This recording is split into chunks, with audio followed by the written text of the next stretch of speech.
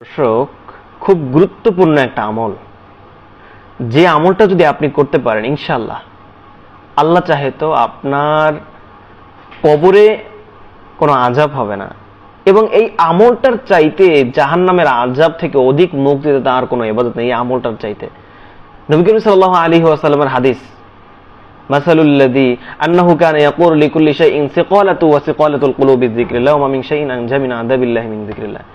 এক সাহাবী নবী করিম সাল্লাল্লাহু আলাইহি ওয়াসাল্লামের কাছে এসে বলেন, ইয়া রাসূলুল্লাহ, আমি বিভিন্ন কাজে ব্যস্ত থাকি, কাজে ব্যস্ত থাকার কারণে আমি নেক আমল করতে পারি না, আমি নেক আমল থেকে অনেকটাই গাফিল থাকি। আপনি আমাকে এমন একটা নেক আমল শিক্ষা দেন যেটা আমি সদা সর্বদা সবসময় করতে পারবো। নবী করিম সাল্লাল্লাহু আলাইহি ওয়াসাল্লাম বলেন, তোমার জিহ্বাকে সদা সর্বদা জিকির দ্বারা তরুতাজা করে রাখো, এবং এই আল্লাহর জিকির অপেক্ষা জাহান্নামের আযাব থেকে অধিক মুক্তিতে তার কোনো ইবাদত নাই। এই জন্য আমরা বেশি বেশি মাওলার জিকির করব। আমরা যদি জাহান্নামের আযাব থেকে বাঁচতে চাই, আমরা যদি গুনাহ থেকে বাঁচতে চাই, শয়তানের ওয়াসওয়াসা থেকে বাঁচতে চাই, তাহলে আমাদের অবশ্যই জিকির করতে হবে। আমরা যদি আল্লাহকে স্মরণ করি, তাহলে আমাদের অন্তরের মধ্যে শয়তান আর বাসা বাঁধতে পারবে না, শয়তান আমাদেরকে ধোঁকা দিতে পারবে না, শয়তান আর আমাদের দ্বারা অন্যায় কাজ করতে পারবে না। এই যে আমরা যত খারাপ কাজ করি, দুনিয়ার মধ্যে কোনো মানুষ ভূমিষ্ঠ হয়ে খারাপ কাজ করে না। দুনিয়ার মধ্যে কোনো মানুষ ভূমিষ্ঠ হয়ে চুরি, ডাকাতি, ছিনতাই, আহাজারি, জুলুম, ধর্ষণ, খারাপ কাজ, এই সকল কাজ মানুষ করে না। কখন করে?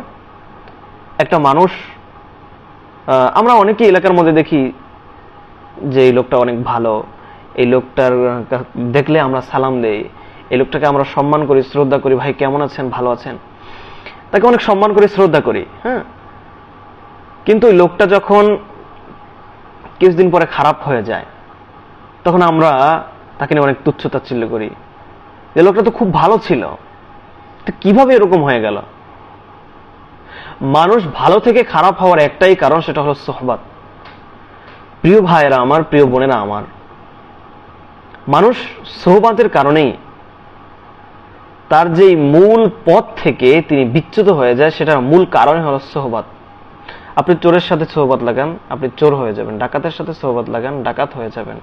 খারাপ মানুষের সাথে সোহবাত লাগাবেন, খারাপ হয়ে যাবেন। অর্থাৎ যেই মানুষটা যেভাবে চলে, ওই মানুষটার সাথে যদি আপনি সোহবাত লাগান, ওই মানুষটার সাথে যদি চলাফেরা করেন, তার সাথে যদি আপনার সর্বদা সম্পর্ক থাকে, চলাফেরা থাকে, তাহলে ওই মানুষটার মতো আপনি হয়ে যাবেন। অতএব আমাদের সোহবাত থাকা দরকার ভালো মানুষের সাথে, নামাজদের সাথে, যারা মানুষদেরকে সম্মান করে, শ্রদ্ধা করে, ভালোবাসে, উপকার করে, তাদের সাথে। এজন্য আমরা